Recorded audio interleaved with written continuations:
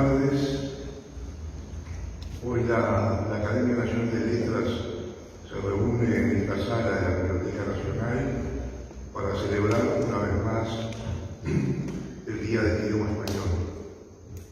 Un día que venimos celebrando desde que en las Naciones Unidas se decretó en 2010 la creación de esta jornada en homenaje a lo que es la lengua española, que es una de las lenguas oficiales de Naciones Unidas, y al mismo tiempo en memoria en particular de Miguel de Cervantes. Por eso esta es también una semana cervantina, y así las academias de la lengua española asociadas a la Asociación de Academias celebran en cada uno de sus países una jornada de esta lengua. La Academia de Letras la ha celebrado este día de muy diversas maneras. Recuerdo, por ejemplo, cuando presentamos en el 2012, por parte de nuestro entonces presidente de la Academia, el profesor Adolfo Lizaicín, el volumen 3 de la nueva gramática de la lengua española dedicado al estudio de la fonética y la fonología. Y del mismo modo, en otras oportunidades se enfocó por parte de la Academia, por ejemplo, normas regionales y semánticas de los tiempos verbales del español, una magnífica exposición que hizo nuestra compañera la académica Brenda Laca. También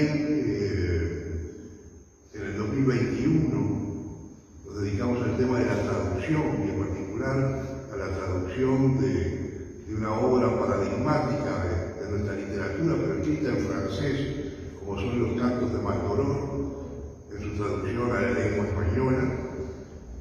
También el fútbol, como generador de un lenguaje, objeto de análisis y de enfoque por parte de muy diversos especialistas.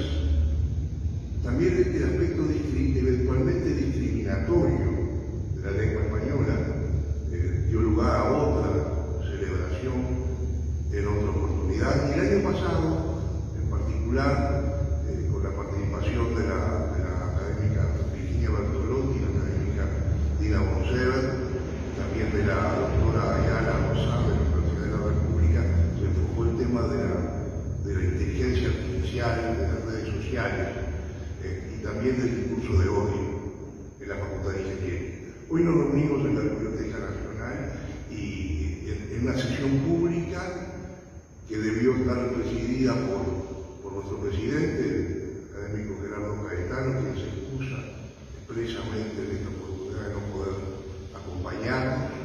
Y es una sesión pública muy particular porque es la primera sesión en la que se están incorporando como nuevos académicos de número la profesora Tatiana Oroño y Mauricio Ubal, a quienes le damos particularmente la bienvenida a nuestro trabajo, porque forma parte de la labor que desarrolla la academia. Y para referirnos concretamente al objeto de esta convocatoria, le voy a pedir a la académica Virginia Bertolotti que presente a nuestras participantes, a nuestras expositoras, sobre un tema totalmente diferente que tiene que ver con nuestra lengua, con nuestro idioma. Pero antes quiero también agradecer a las autoridades de la Biblioteca Nacional que nos reciben una vez más en su casa. Muchas gracias.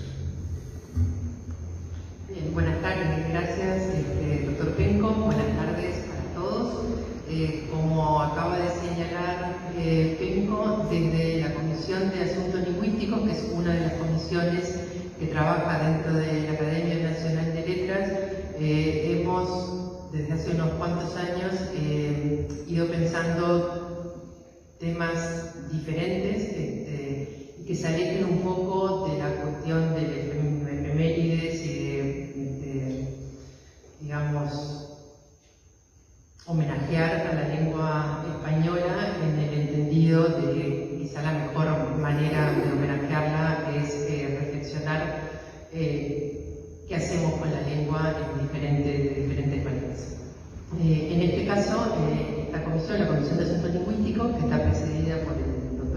CIN pensó que era una buena cosa que tomáramos el tema de la literatura infantil, que es un tema que desde hace algunos lustros la Academia Nacional de Letras no ha trabajado en profundidad sobre él y tampoco tiene en este momento digamos, autores de la literatura infantil.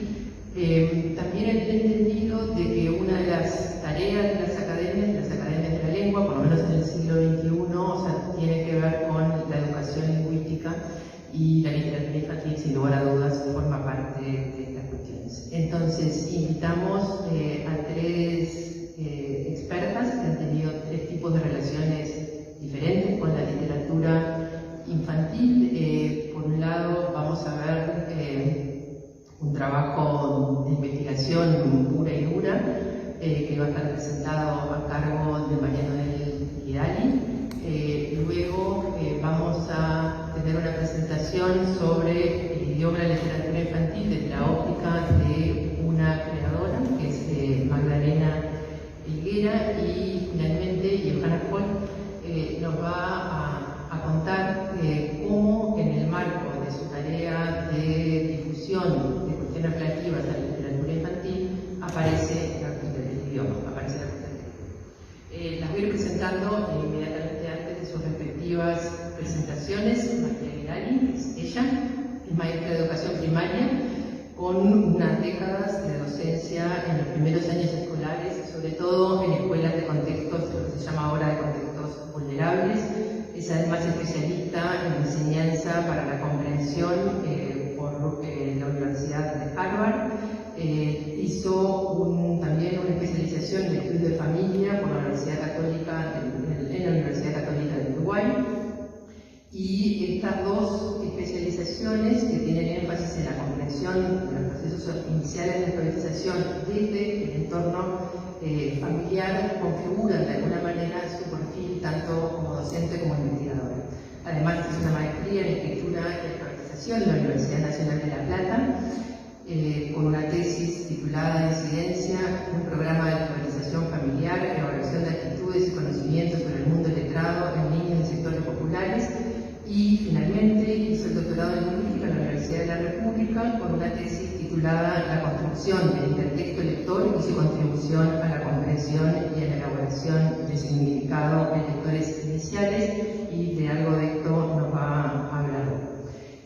Coordinó durante 10 años el programa, si esto anterior fuera poco trabajo, coordinó durante, aparte del ejercicio de la docencia, coordinó durante 10 años el programa de lectura y escritura en español de la Administración Nacional de Educación Pública, y desde allí dirigió la tarea de elaborar materiales de apoyo a la enseñanza y al aprendizaje de la lectura y la escritura para estudiantes, maestros y profesores de todos los proyectos educativos, y fundó además un proyecto llamado Biblioteca Solidaria, que fue tomado fue premiado por la Academia Nacional de Letras en el Día del Libro del año pasado, el anterior, que como van a ver, como lo van a ver, pero, también se relaciona con el trabajo de investigación de Johanna Holt. Le doy la palabra entonces a María Vidali y le agradezco a ella, a Magdalena y a Johanna que hayan aceptado compartir este espacio con nosotros.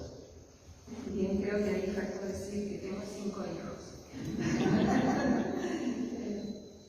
Me he dedicado a full a la literatura infantil y a los infantes. Bien, agradecidísima, buenas noches a todos, agradecidísima por la invitación, pero muy contenta sobre todo que la Academia Nacional de Letras haya decidido destinar a la literatura infantil esta celebración. Como Virginia relató, soy maestra y la literatura infantil para mí y para el proceso de calidad de alfabetización de los niños era una condición primera, ¿verdad? Era el mejor escenario, sigue siendo el mejor escenario donde nuestros niños pueden aprender. Así que muchas gracias por este espacio y a mis compañeros también un gusto volverlos a ver. La investigación que realicé pone en relación la lingüística y la literatura con el campo educativo, es de carácter exploratorio, dialógico,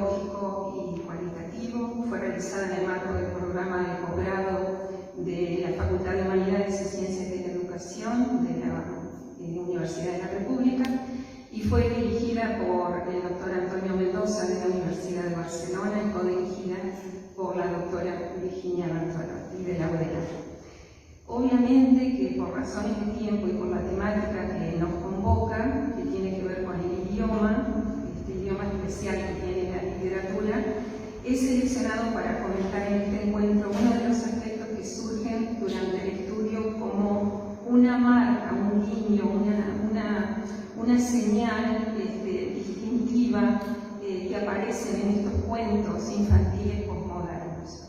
Desde el título de la investigación, como ustedes pueden observar, podemos apreciar que este explicita una relación directa entre el bagaje cultural del lector y sus posibilidades de comprender un texto escrito. Por tanto, el fenómeno intertextual se configura como una conceptualización vertebral a lo largo de todo el estudio. Por un lado, la intertextualidad que está en el texto, materializado en el texto, que si bien la intertextualidad no es un recurso para nada innovador en los textos literarios, sí lo es en los cuentos infantiles de la posmodernidad. En realidad, este es el corpus material con que yo voy a trabajar en la investigación. En este tipo de cuentos o textos se exacerba el tejido del texto, se incrementa significativamente el caudal de alusiones entre diversos textos narrativos y que están a su vez mediados por la ironía, por el humor, por la parodia, pero también entre distintos sistemas o manifestaciones culturales. Pueden ustedes ver libros infantiles atravesados por obras de arte que seguramente ustedes conocen, ¿verdad? Pero también alusiones a la música o a las artes plásticas. El otro componente tiene que ver con el intertexto lector, ¿sí? Entendido como el conjunto de saberes que cada uno de nosotros tenemos y que nos posibilitan reconocer y asociar diversa información. En otras palabras, podríamos definirlo también como un canon personal, el que vamos construyendo a través de nuestras lecturas y de nuestras experiencias y de la mano también de otros lectores. La concordancia entre estos dos fenómenos, la intertextualidad que pertenece a la obra y el intertexto que le pertenece al lector, supone un escenario privilegiado en todo acto de leer. Lo que tendríamos que preguntarnos es si nuestros niños que transitan la escolaridad están insertos en escenarios privilegiados. Es así que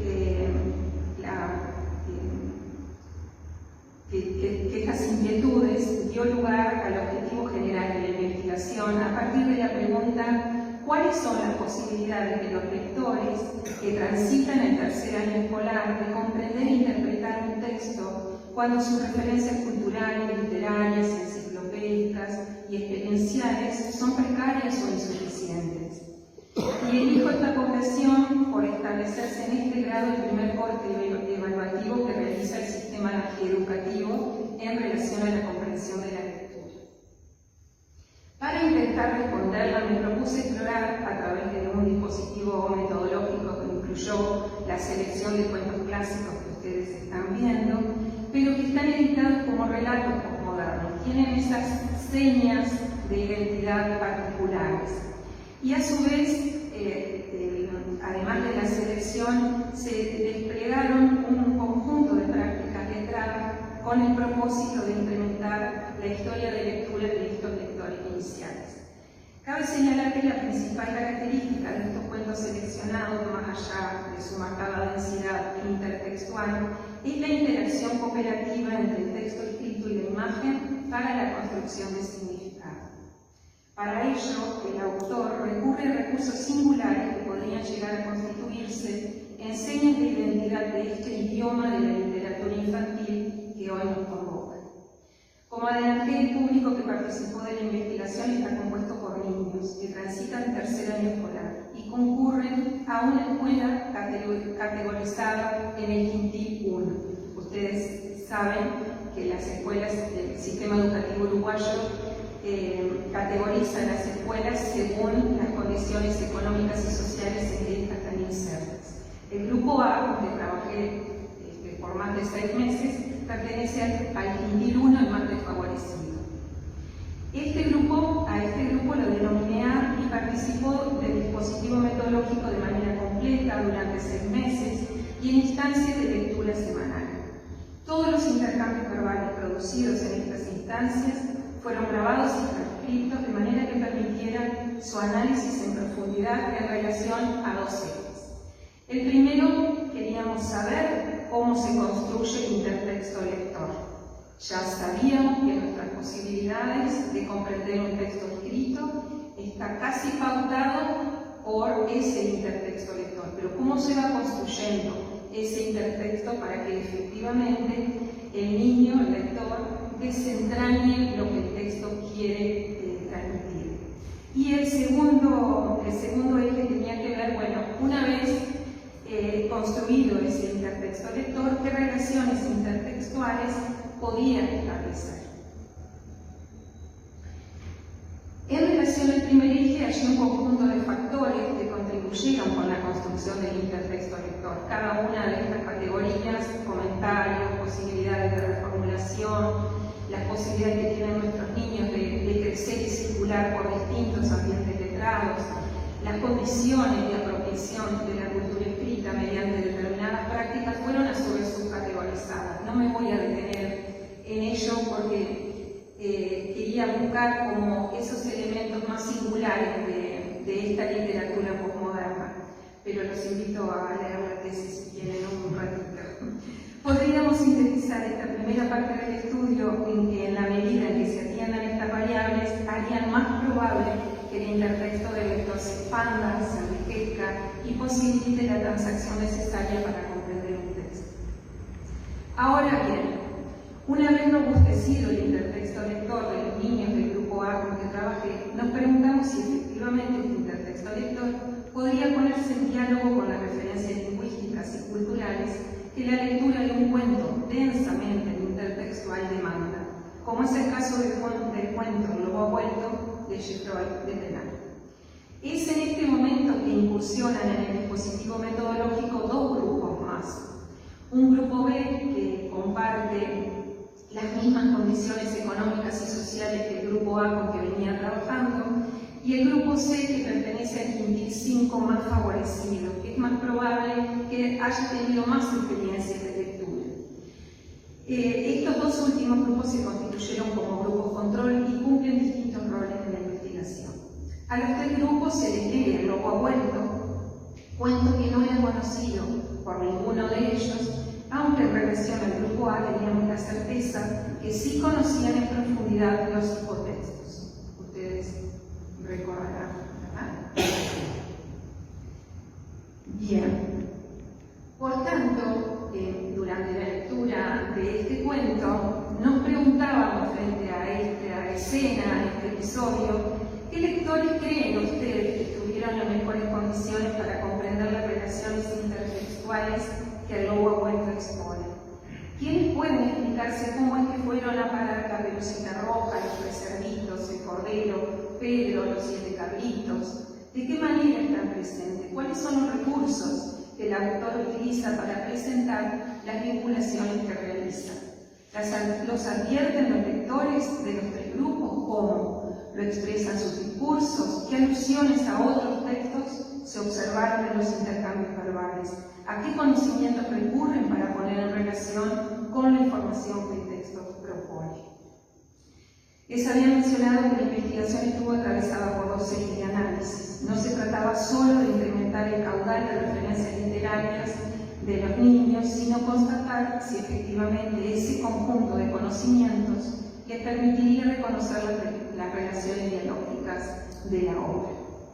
Analizados los registros de los intercambios verbales de los tres grupos, pudimos establecer que el reconocimiento se da en dos modalidades. Reconocen textos y situaciones, relaciones intertextuales en textos y situaciones, y fuimos capaces también de identificar determinadas intervenciones o preguntas que orientaban a los niños a buscar otro tipo de relaciones intertextuales. Voy a comentar solamente lo que atañe a la primera modalidad y muy brevemente voy a mantener el foco en las situaciones en que los lectores de los grupos A, B y C establecen relaciones intertextuales con elementos metatextuales. Estos niños tienen 7 años, ¿sí? por entender que estos se constituyen en esos recursos singulares de la posmodernidad que les refería hace un momento.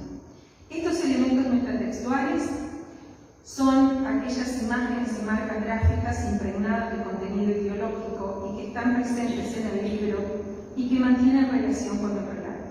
Llaman la atención de los lectores sobre temáticas y acciones afines a la narración principal y le anuncian que algo más está ocurriendo ahí. Gracias.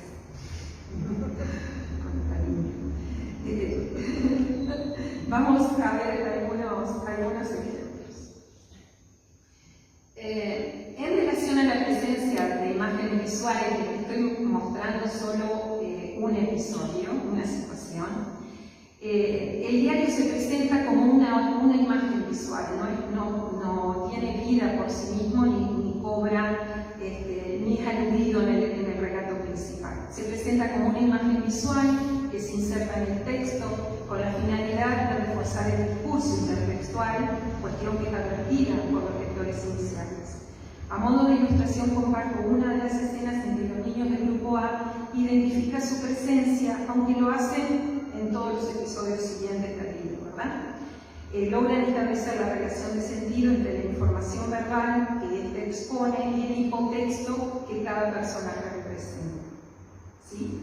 Todos conocen el diario, que todos los personajes recibieron una noticia y, como ustedes ven, esta es, si no han leído Señor Cabra, el libro 7 de Cabritos, esta es Mamá Cabra, que está bastante afligida porque el lobo anuncia que va a visitarla a su casa. El otro tipo de marcas, este es un resumen de lo que ocurre, de las identificaciones, no solo de los elementos metatextuales reconocidos, sino de la dotación de sentido, de cuál era la función que estos elementos cumplían en la narración. Como ustedes ven, hay disparidad, aunque hay similitud entre el grupo A y el grupo C. En realidad esto nos llenaba bastante de alegría. Ahora vamos a ver algunas conclusiones también. En relación al otro elemento metatextual intelecónico, tiene que ver con las marcas tipográficas, ¿verdad? La incorporación de onomatopeyas al discurso narrativo con distintas escrituras, aunque mantienen la misma función lingüística. Ustedes ven que hay una variación en la escritura, toc, toc, toc, boom, boom, boom, tuvo la intención de afectar al lector. Más allá de identificar las marcas, si estas eran advertidas o no, la cuestión relevante de esta situación consistió en constatar en los intercambios verbales de los niños si esa intencionalidad del autor lograba su cometido. Los niños del grupo A no solo advierten el cambio de onomatopeyas y la variante tipográfica de su escritura, sino que explican la relación de sentido de este cambio.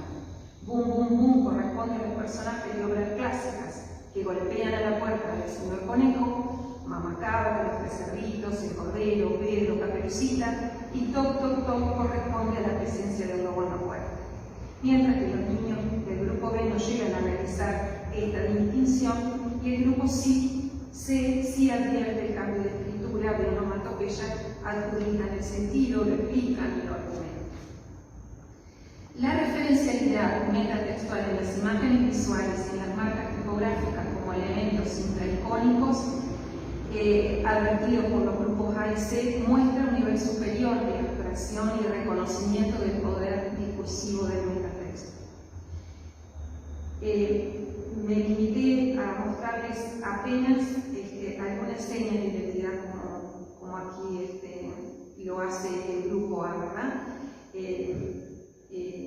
Hay un niño que dice, ahora cambió, ahora sí es el lobo, ¿verdad? Antes mira, toma el libro, busca las páginas anteriores, relee, ¿ves? Acá le explica al otro, por eso este acto de lectura siempre es individual y colectivo. Acá toc toc, acá toc toc. Y este sonido va cambiando según los personajes que van apareciendo en la puerta.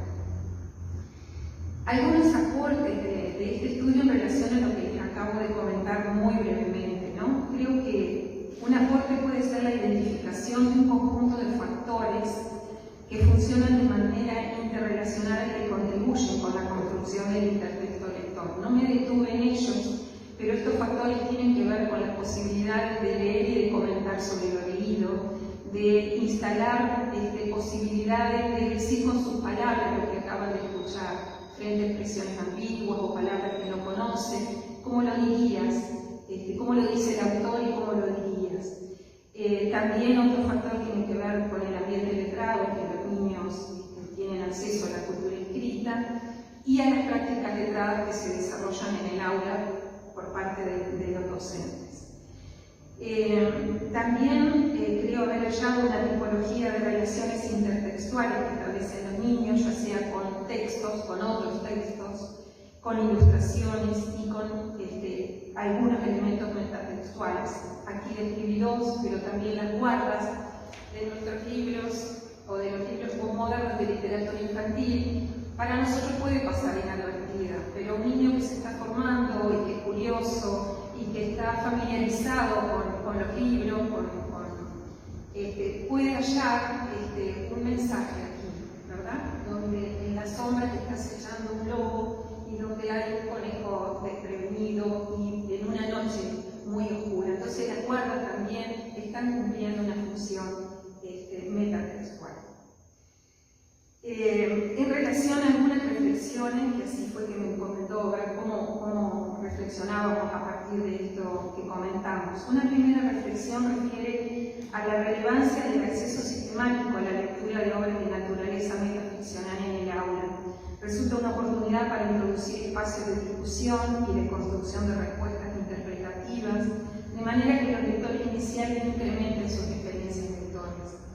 Otra reflexión entiendo que resulta relevante la consideración de las dimensiones individuales y colectivas implícitas en el proceso de comprensión y de interpretación de los textos.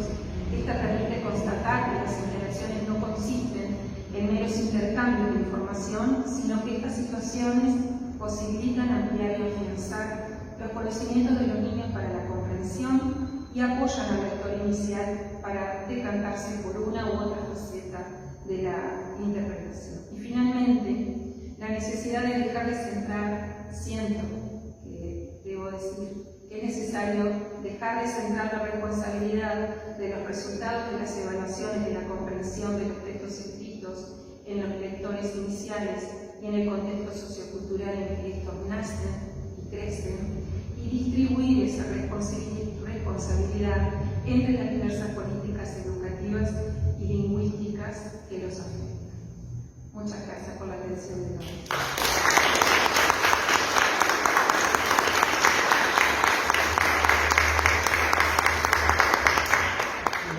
Muchísimas gracias, María. No vamos a abrir el espacio para preguntas. Sí, quizás al final incluso le podemos pedir a María que nos lea el nuevo cuento. Pero al final.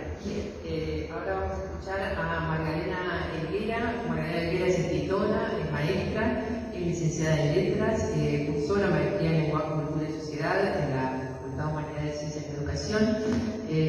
Fue docente tanto de primaria como de formación docente, en este caso en la asignatura del área de lengua. Tiene una extensa obra literaria publicada en 9 países hispanohablantes, dirigida fundamentalmente a la infancia y a la adolescencia. Tiene más de cerca de 60 libros publicados y además ha realizado un trabajo de investigación que se llama Asalto de Sapo, narrativa uruguaya para niños y jóvenes. Tiene una novela también para adultos, numerosos artículos y diversas publicaciones en revistas, obras en enciclopedia y publicaciones periódicas. Ha obtenido un número notable de reconocimientos tanto en Uruguay como en el exterior, o sea, premios en literatura infantil y juvenil, premio del MEC, del Ministerio de Educación y Cultura, Bartolomé Hidalgo, Astrid Lindgren, entre otros, en este último caso en Suecia. Sus obras han formado parte de varios planes de lectura, como sabrán ustedes, a través de sus hijos y de sus nietos, y en sus últimos 30 años ha desarrollado una extensa actividad visitando escuelas y liceos y representando Uruguay en congresos, ferias de libros, de todo tipo de eventos literarios. Adelante. Bueno, muchas gracias por la invitación, por la presencia de todos aquí.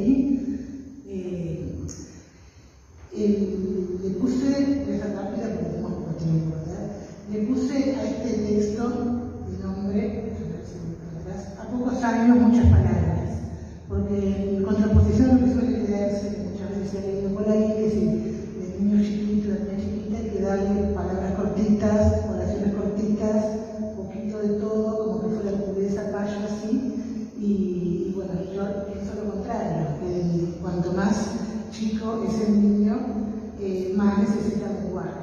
Y dice palabras gramaticales, signo de puntuación, separaciones de párrafos, sangrías, que no son. Me han dicho que las sangrías son antiestéticas, que no me las querían poner en un libro para niños. ¿Sí? ¿Se oye? No, pues yo oigo mal. Quizás si separamos un poquito. ¿Ahí está mejor? Sí. Yo los micrófonos se me sacan. No, tú no. Ahí. Y por supuesto que también, siendo literatura, el factor de musicalidad, ritmo, del lenguaje, que hace bien uso que se hace en la literatura, los efectos sorpresivos del entrecruzamiento de una palabra con otra, de un verbo con otro. Así como los bebés aprenden a hablar, inmersos en el lenguaje total, aunque a veces un poco adaptado por sus cuidadores, ¿verdad? Un lector de literatura se forma en contacto con verdaderos lectores literarios, no hay otra manera. La lectura autónoma mediada de la obra literaria tiene que ser una inmersión en el idioma en toda su riqueza y abundancia, incluyendo los recursos propios de la forma especial de uso, ¿verdad? La multiplicidad de sentidos, cierta ambigüedad enriquecedora, el juego con las habilidades y tantas cosas, cualquiera sea la edad del lector o lectora. Muchas de estas cosas son para cualquier edad.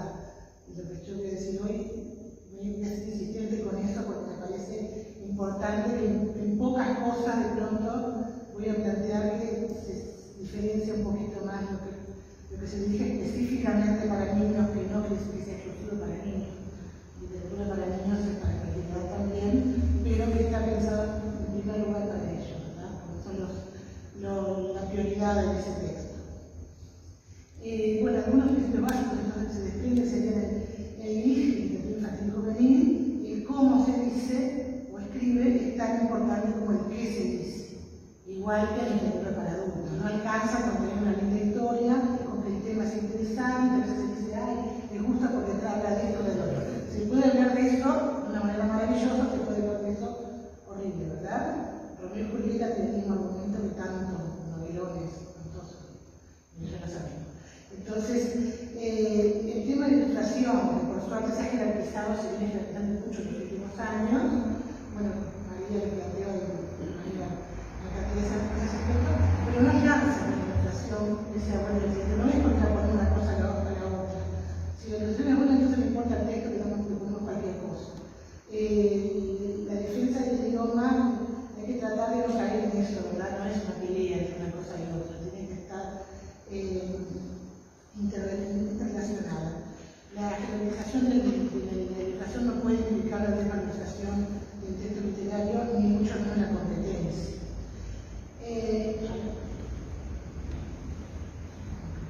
Una palabra no dice lo mismo que otra, como que sean sinónimos.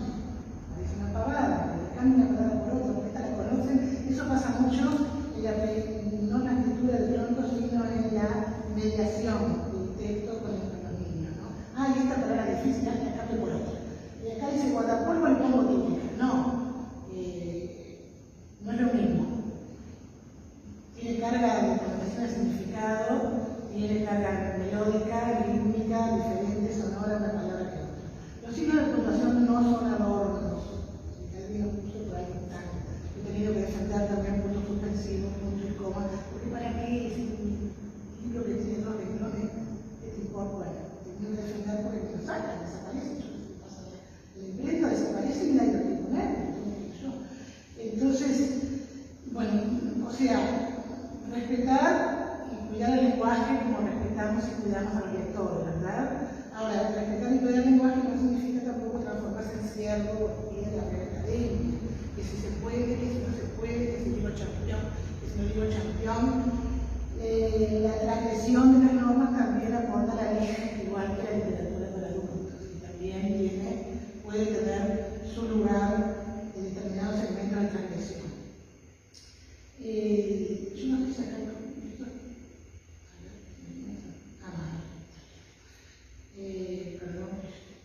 El desafío para el escritor es mayor cuanto menor es el lector, entonces. Hay más lugar para incorporar lenguaje rico en un libro de 300 páginas que en una de 13, con 3 o 4 líneas en cada página.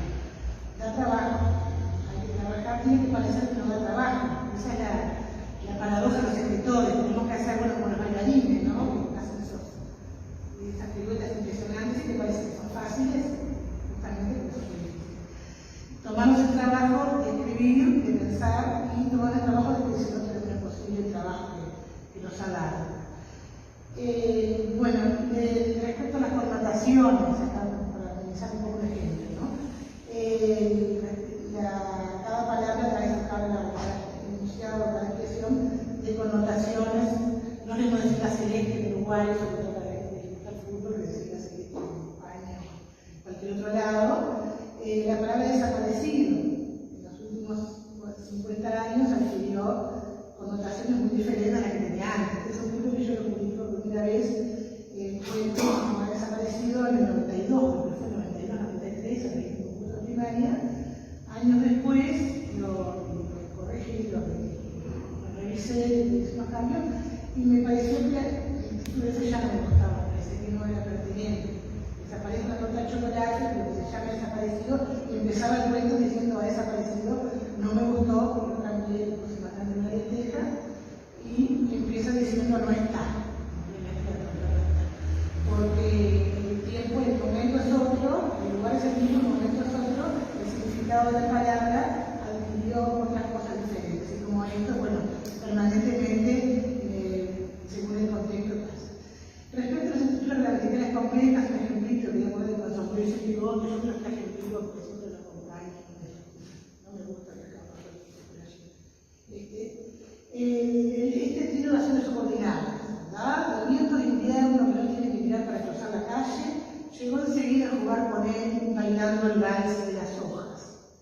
Son 4 renglones, pero pueden tener acciones subordinadas y pueden entender los niños de 3 años en 4, en la boba, ¿verdad? En boba. Entonces, no hay que tenerle miedo de pronto a ciertas cosas, me parece. La agresión gramatical también aquí. Cuando Lara llega a casa de los abuelos, el primero que sale a recibirla es Kimba. Salta, mueve la cola, le pone las patas en los hombros y le lame las orejas. Parece que decir a 1000 años que no la ve. Y acá, claro, lo correcto sería que la viera, ¿verdad? Pero demasiado confundido de pronto, ya para esta chica, ahí pusimos la agresión, parece que si la mira que no la ve, ya hubiera sido un poco demasiado ponernos tan normativos aquí, ¿verdad? Aquí y allá mis amigos. Bien, acá tenemos, hace frío nos vamos a ver. Ay, eso que me hace asar de centro, recién empezó el libro. Hacía frío y a mí no me gustaba nada este apartamento. Acá hay 3 adverbios con sus comas que refuerzan el mismo significado. Ahora después, cuando nos fuimos de allá, este niño en particular, no piensen que todos los niños de 5 años, de 5 años, hablen así, ¿no? Mi nieta tiene 5, tengo una nieta de 5 años. No, de pronto no sé si dicen cosas, pero no todos los niños hablan igual, pero es un recurso que a veces pueden emplear los niños. Fue un domingo triste, yo tuve que llorar y todo. El triste, tuve que defender contra el corrector o correctora que acá no iba a la coma. Acá yo quise que quedara triste como un adjetivo solo. Con la repetición de triste, que no es lo mismo que nada de antes, ¿verdad? Entonces, bueno, fundamental, yo, los correctores que ya me conocen, dejan pasar, pero hay otros que son nuevos que se tienen por el la coma. Al final quedan, ¿verdad? El mismo recurso lo usa el mismo niño después, Miguel. Rino me dijo que cuando se acercaba mucho escuchaba como un canto de un pájaro finito, pero yo no escuchaba nada. Bien, algunas decisiones al escribir. Hay decisiones que no son tan decisiones, que son más bien de intuición, de oído, ¿verdad? Que uno sabe bien por qué, es así, sale así, y de tratan de todo el tiempo, uno se da cuenta por qué lo hizo así de otra manera, ¿no? Al escribir, como leer, algo suena bien, suena regular, o rechina, y hay que cambiarlo. En narrativa, además, que yo lo que más escribo, de otro género, pero sobre todo narrativa, una vez que el texto está en marcha, ya el universo que se va creando, los personajes ya creados, van definiendo en parte cómo, según sus personalidades, calidad de vida, cómo tienen que hablar o cómo tienen que callar, qué tienen que decir. Hay cosas que el personaje puede decir y cosas que no. O sea,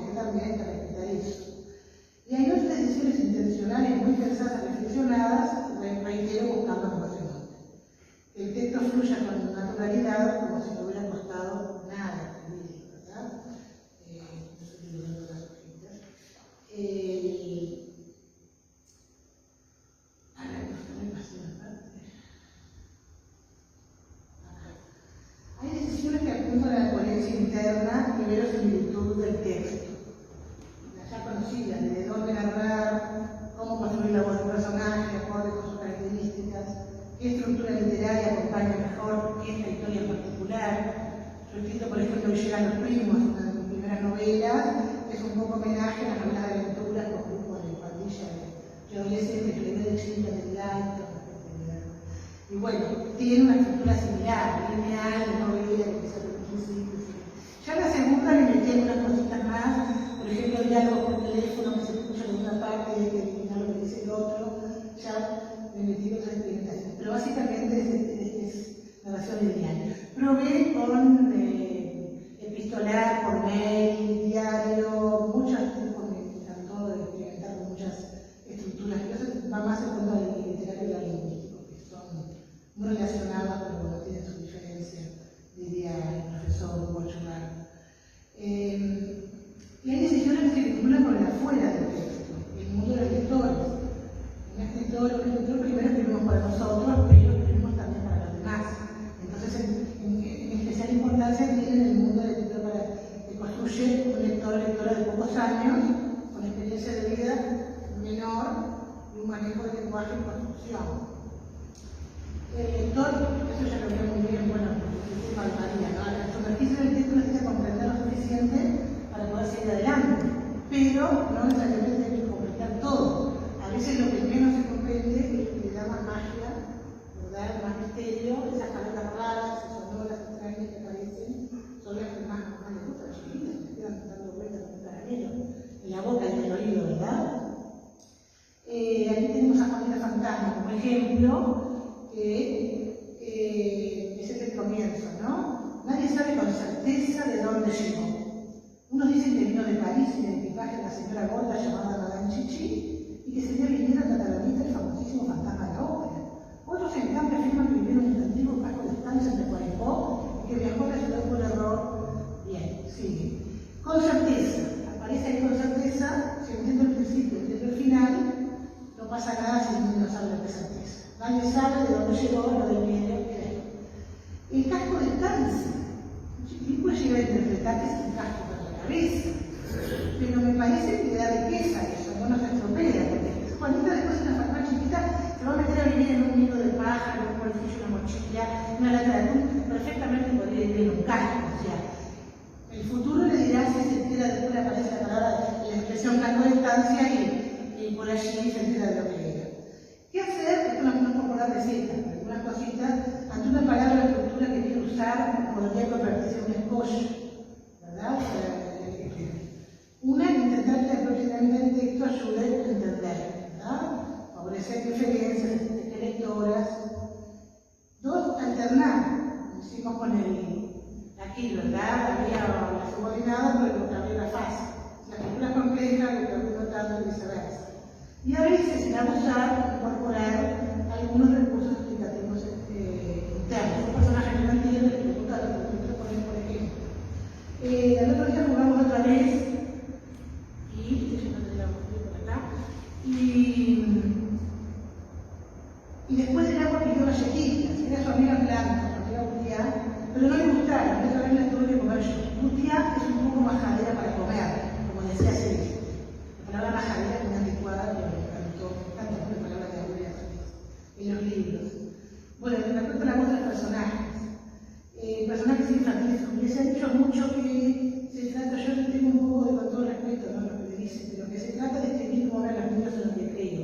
Y creo que hay que ir dedicado, hay que tener riesgoso, hay que tener cuidado, porque los libros tienen que parecer, nos tienen que hacer creer cuando leemos, hacernos creer eso, pero no pueden ser iguales a los diálogos de recreo, porque no se entiende nada.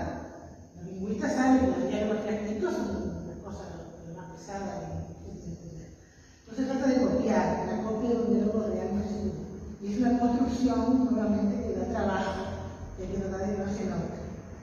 A mí, en particular, me resulta más fácil crear, yo he llegado a los adolescentes un poquito, en el último minuto, infantiles que adolescentes, ¿verdad? Un poco por mi experiencia de vida, que trabajé mucho con niños, pero también porque el lenguaje infantil refleja mucho más su entorno, más espontáneo, absorbe mucho. Entonces, la voz de un niño de ficción, que igual que del adulto, está en estrecha relación con el universo social que va creando, ¿verdad? Si una familia de determinada manera, el niño de determinada manera. En cambio, el adolescente ya intencionalmente transgrede como forma de afirmación personal y de grupo, crea variaciones lingüísticas propias, de las que dejan fuera los adultos, y intentar internarse en ese mundo riesgoso. Nos puede ir muy bien si nos sale sale de pronto, de casualidad, de pronto, no sé, y les puede ayudar a identificarse en la historia, les gusta porque sienten que esos chiquillos son como ellos, pero también se pueden, las puede hacer sentir invadidos. Ese adulto que se mete en su mundo, ya sea el autor al que reconoce porque se nota, o un narrador adulto que se está metiendo. Ojo con hacer hablar al narrador adulto igual que con los adolescentes. Yo también he visto algunos libros y no lo recomiendo. O sea que algunas cosas que trato de no hacer, creer que los adolescentes tienen un tiempo igual a los dos igual, son distintos que los adultos, que es posible que haya un estereotípico, que alcanza como ser adolescentes que digan unas palabras que no se meterlas por ahí para hacerlo segunda época. Yo metí los milenios, que decían de copa, lo otro. Ahora no sé qué dicen los adolescentes, pero bueno. Y bueno, adjudicarle, como decía Alexis, con el mismo léxico de los adultos. Árboles blancos. Acá elegí una estructura literaria compleja porque es una historia compleja. Por eso no se podía contar fácil. Ya la narradora, la principal, la protagonista, habla sencillo, pero anuncia que lo que cuenta va a ser difícil de contar desde el principio. Y hay voces que se contrastan.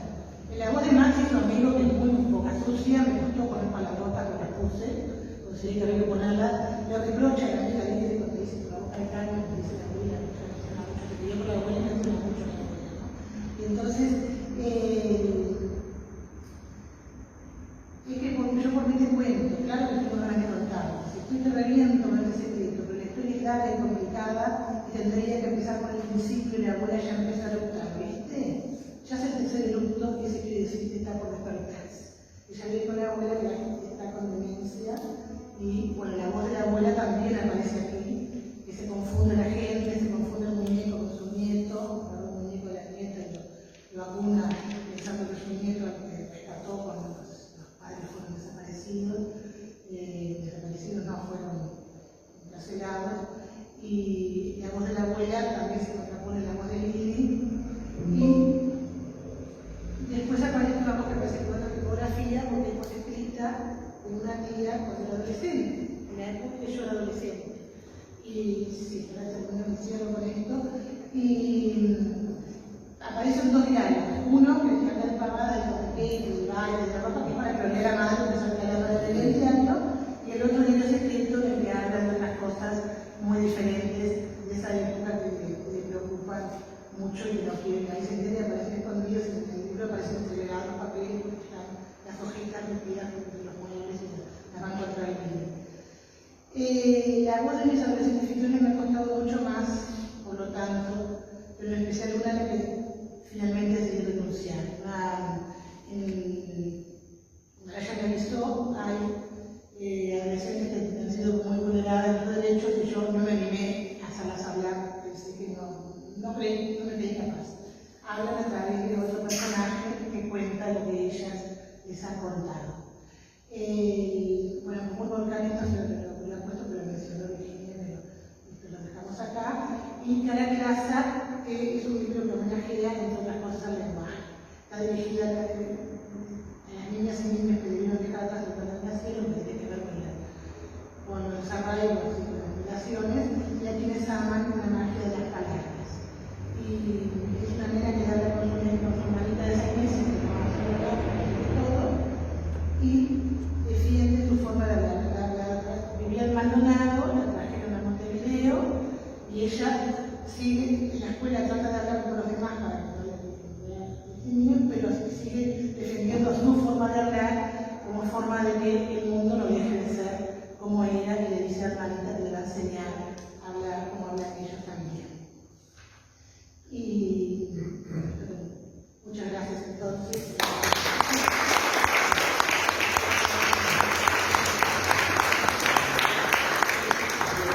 Hablando de gente que viene de Maldonado, tenemos a Johanna Col, que viene de Maldonado, María Guidali, que viene de Paysandú. Johanna también es maestra de educación inicial, es magíster en gramática del español, fue la primera egresada de la maestría en gramática del español, organizada por el Consejo de Formación y Educación y por la Facultad de Humanidades. Además tiene un diplomado en Educación, Imágenes y Medios y Culturas Narrativas para niños Cátedra de Inglés, trabaja como tal en el Consejo de Formación en Educación, tiene un diplomado piso de inglés, pero en realidad le invitamos, y se hizo una tesis viendo cómo se comportan los mediadores de lectura, cómo modifican o no modifican sus textos cuando un adulto le lee a los niños, y lo hizo en el marco de Biblioteca Solidaria, y vamos como cerrando todo. Pero en realidad la invitamos para que nos contara cómo ella trabaja los aspectos lingüísticos en una columna radial que tiene en Radio Cultura, en los medios públicos, que se llama El avión de papel, en el marco de la máquina de pensar. Entonces, Hanna, tus 10 minutos son tuyos. Lo voy a respetar como hago en la radio porque me cortan en la radio. Simplemente, vamos a antes, tiene que terminar, entonces vamos a respetar. Bien, bueno, agradecer la invitación a Virginia y a la academia, este día tan lindo de celebrar con la literatura infantil y del idioma. Vamos a hablar de este aspecto cultural y el análisis lingüístico de esta producción literaria, este ámbito. Y obviamente compartir con mis colegas que estamos desde la docencia, desde la difusión y desde el estudio, que no es poca cosa, ¿no? Son varias líneas. Bien. Tenemos esto que literatura infantil se refiere a la infancia, ¿no? Y si vamos a la infancia, nos atraviesa todo, obviamente desde nuestra propia vida, que estuvimos relacionados con la literatura infantil, ya sea que nos leyeron, después leímos de manera autónoma, después nosotros leímos a los que venían a los menores de casa o nuestros hijos. O sea, estamos rodeados en nuestra sociedad, estamos todos inmersos en este fenómeno de literatura infantil.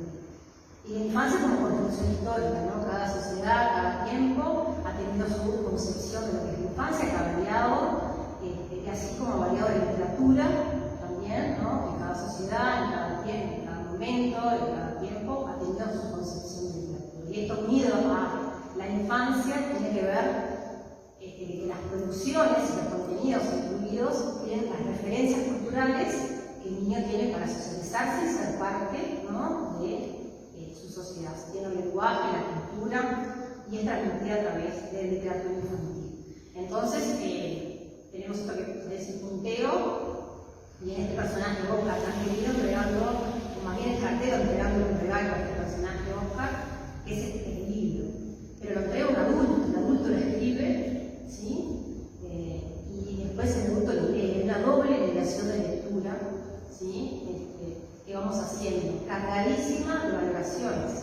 Las valoraciones que tenemos los adultos, ¿sí? Como decía Bordeaux también, lo que es el lenguaje y el discurso está contenido lo que se considera socialmente legítimo. Entonces, la literatura infantil más que la literatura para adultos, está cargada de todo lo que pensamos que las generaciones más jóvenes tienen que recibir. ¿Sí? Bien, entonces, ¿qué pasa con eso? Eso también nos trae un hallazgo muy interesante. El objeto de estudio que podemos encontrar en el libro. ¿Sí?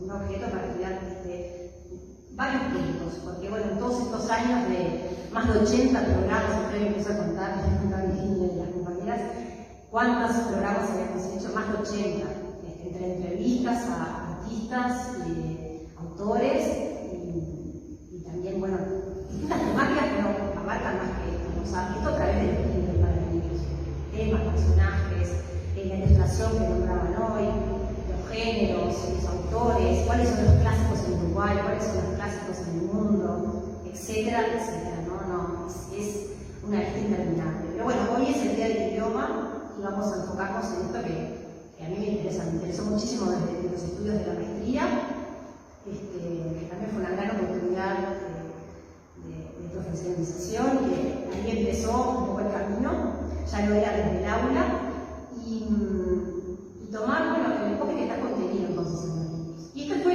uno de los primeros ejemplos que a mí me empezó a resonar cuando empecé a estudiar hace más de casi 10 años ya, que era encontrar una forma sociable en los cuentos de la selva. Si bien Salvador Palacio Quiroga, bueno, me produjo desde Argentina, en Uruguay, donde en el ámbito educativo se ha favorecido el tuteo, esta forma me causaba un poco de ruido. ¿Y por qué era? Porque era diferente al resto. Entonces empezó a crecer y de ir viendo de una manera metodológica qué lenguaje tenían esos niños. Y más que nada, bueno, después enfocándome en los libros de escritores uruguayos. Y más que nada aquellos que estaban dedicados a la primera infancia, o a la infancia, bueno, estamos estimulando el lenguaje, la estimulación del lenguaje oral, después escrito, y más aún si era ver qué pasaba con esas formas de acuerdo a la variedad del español uruguayo, ¿no? Sí. ¿Qué pasaba con ese libro que estábamos entregando y leyendo y que teníamos un cuidado exquisito, ¿no? Para seleccionar. Y bueno, ahí empezamos a estudiar y enfocándome en la literatura infantil uruguaya, y después de haber leído unos pocos, porque también hay que convenir que en Uruguay hay pocos estudios académicos sobre literatura infantil uruguaya, entonces tenemos que despertar para eso. Si bien hay esfuerzos, en realidad como que todos nos conocemos, sabemos cuántas tesis de maestría, podemos contar con los dedos de una mano, hay acerca de literatura infantil uruguaya, por ejemplo. Entonces tenemos que mirar un poquito desde el punto de vista académico, porque nos hace bastante bien porque surgen estas cosas, así como el libro de María, como la tesis, el libro de Magdalena, la tesis de María, y alguna otra más, de Daniel, que es presente, y bueno, también el libro, por ejemplo, de Magdalena, que se titula Salto del Sapo, me encontré que en 100 años de historia que ella estudió de literatura infantil, el lenguaje había sido bastante homogéneo. Pero a partir de los años 90, más que nada con este personaje, no Saltoncito, pero sí lo puse porque, bueno, es otro sapo, que pertenece como a la otra época, y es muy peculiar.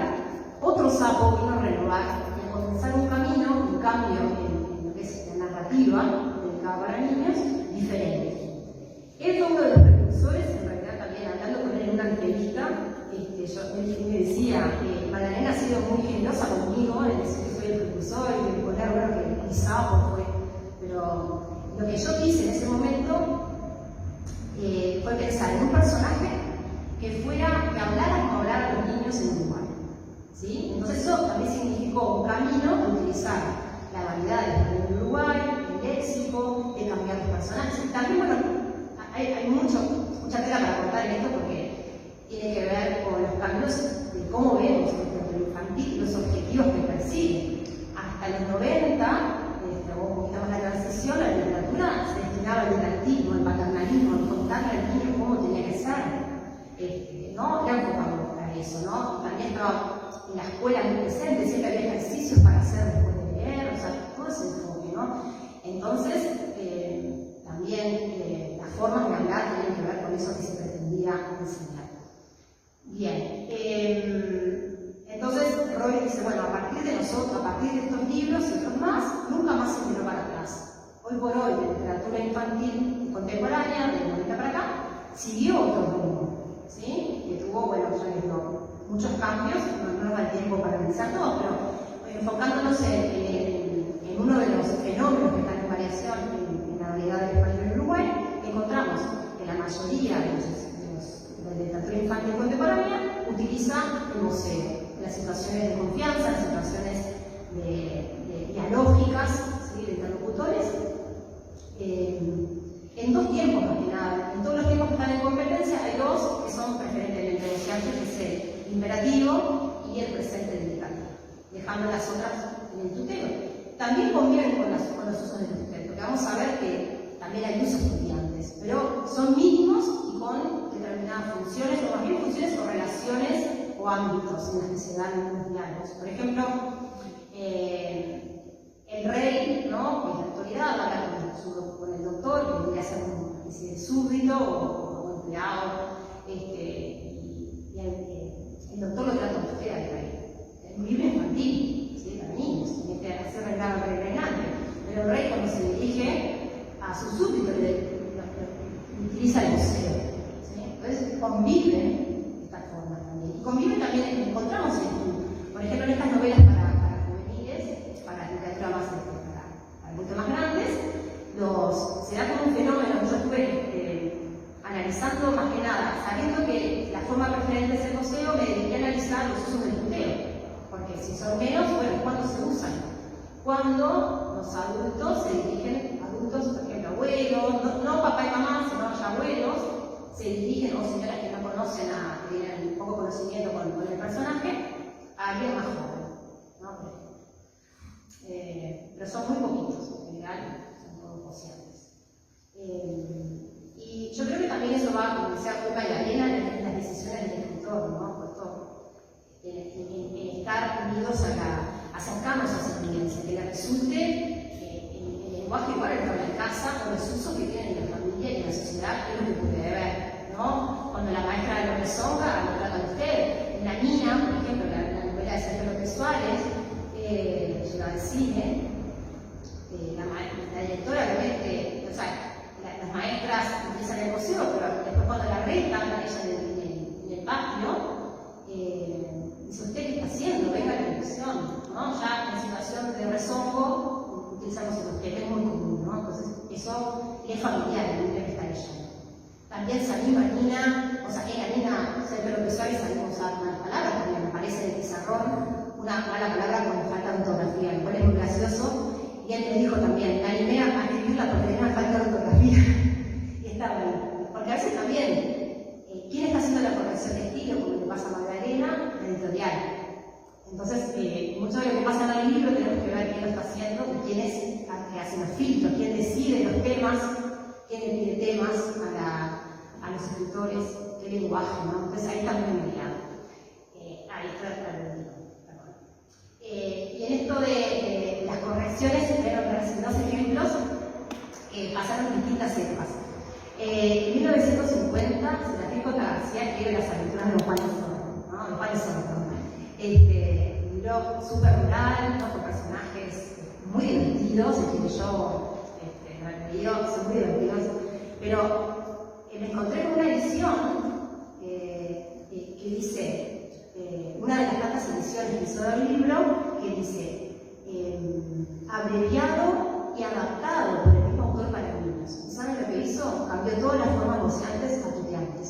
Claro, estamos en 1950, ¿no? Entonces, donde el tuteo era más que lo permitido para niños.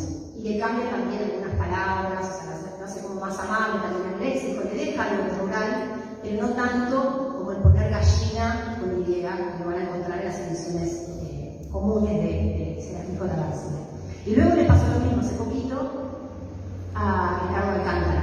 Ricardo Alcántara, no sé si lo conocen, es un uruguayo que tiene esta saga de hojas que mostré en la portada en las primeras diapositivas. Ese fue en el año 80, en los años 80, a España. Y desde ahí escribió más de 300 libros, obviamente desde la variedad del español europeo. Entonces son todos con formas tuteantes. Escribe una novela en el 2023 dirigida al público del Río de la Plata, que se llama Fuego Rojo, Fuego Blanco, que trata el tema del bullying, muy bonito, quizás no para tan pequeños, sino más bien para ya lectores con la temática de 8 en adelante. Y yo, bueno, lo leí porque, bueno, hice una entrevista y lo analicé también con este foco y le pregunté a Ricardo, ya no estás usando tanto el tuteo porque vi muchas formas voceantes en este libro y también vi que, por ejemplo, la maestra al dirigirse a sus alumnos empieza tuteando y después empieza a vocear. Cuando tiene más confianza, ¿se entiende? O sea, como que pasar, que también se ven en estos libros, el paso del uso del tú al vos, entre los mismos personajes, cuando tienen más confianza, o del usted al vos, cuando tienen más confianza. Y me dijo Ricardo, sí, bueno, estuvimos trabajando con la editorial para que ese lenguaje sea adecuado a los lectores de acá, de Uruguay, de Argentina. Entonces me dijo, ¿y sabes una cosa? Mi sobrino lo leyó y después de leer me dice, tío, no reconozco tu voz.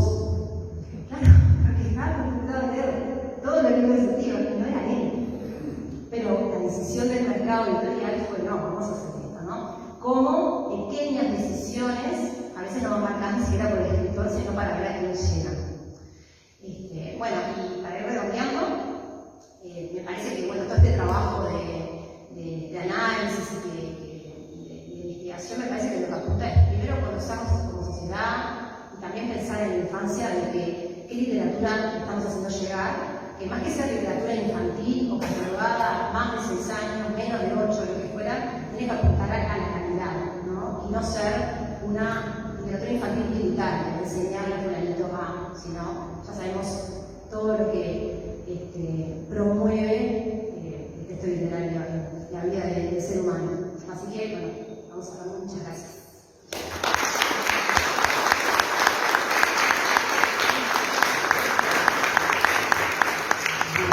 Muchas gracias, Stefano, muchas gracias nuevamente a las tres. Bueno, un poco por digamos, no podemos abusar de la generosidad de la biblioteca, extendiéndonos mucho más en el tiempo. Os aseguro que María, Stefana y Magdalena pueden conversar con quien quiera conversar con ellas. Y le doy la palabra a Penco para que cierre la sesión.